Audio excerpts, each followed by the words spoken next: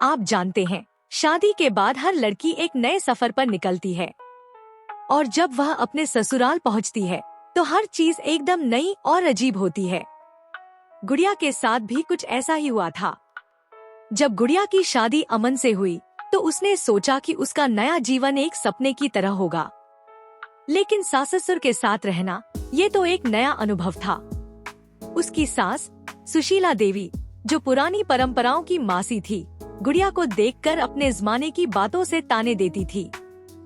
गुड़िया, जो कि पढ़ी लिखी और स्वतंत्र विचारों वाली थी, हमेशा उनसे टकराती थी। गुड़िया की सुबह अक्सर अपनी सास के तंज से भरी रहती थी। जैसे एक दिन जब गुड़िया सुबह 8 बजे उठी तो सुशीला देवी ने तंज करते हुए कहा, आज तो सूरज भी तुम्हारे इंतजार में रुक गया होगा। गुड़िया को गुस्सा तो आया, लेकिन उसने शांत स्वर में कहा, मम्मी, जब मैं ऑफिस जाती हूँ तो 7 बजे उठती हूँ।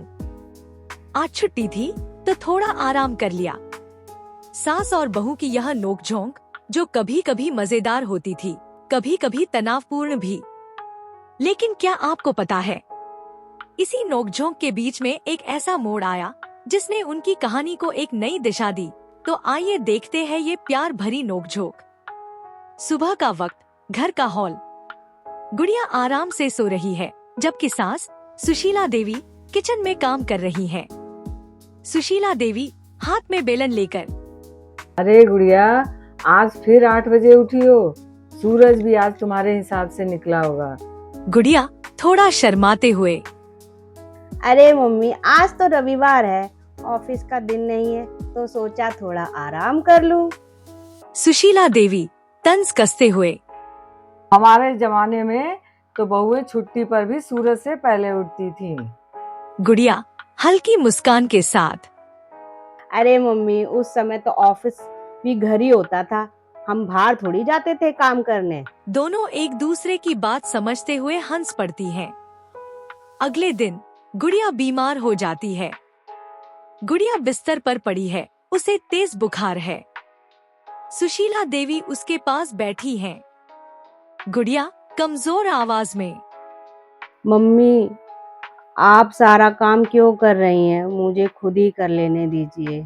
सुशीला देवी माथे पर ठंडी पट्टी रखते हुए, तू चुप रह बहू, जब अपनी बेटी बीमार हो तो माँ कभी थकान महसूस नहीं करती।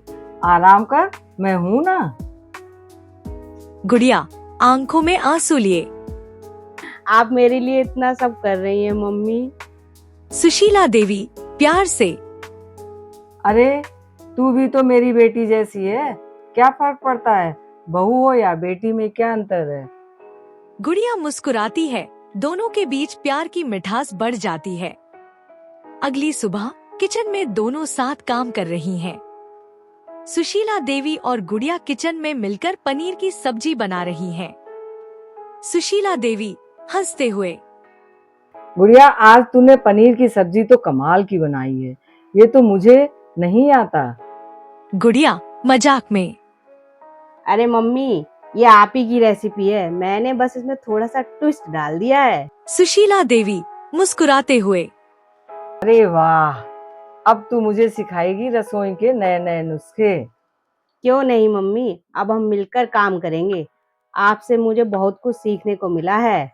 दोनों हंसती हैं और एक दूसरे की मदद करने लगती हैं। अमन चौंकते हुए, क्या बात है, आज तो माँ और गुड़िया एक टीम में हैं। क्या माजरा है? सुशीला देवी हंसते हुए, मेरी बीवी ने आज मुझे हरा दिया है रसोई में। अब मैं भी इससे नए तरीके सीखूंगी। अरे मम्मी, आप तो हमेशा ही बेस्ट हैं, बस थोड़ा ट्रेंड बदल गया है। अमन मुस्कुराता है और सोचता है कि अब दोनों के बीच का प्यार और समझ गहराई से जुड़ गया है। रात में सुशीला देवी और गुड़िया साथ बैठकर चाय पी रही हैं। मम्मी, मुझे लगता था कि आप मुझसे नाराज रहती हैं, लेकिन अब मैं समझ गई हूँ, आप तो सिर्फ मुझे बेहतर बनाना चाहती थी। सुशीला देवी प्यार से, अरे बेटा, मैं तुझसे नाराज नहीं थी, बस थोड़ा जमाना अलग है। अब हम एक दूसरे को समझने लगे हैं, तो देख कितना मजा आ रहा है।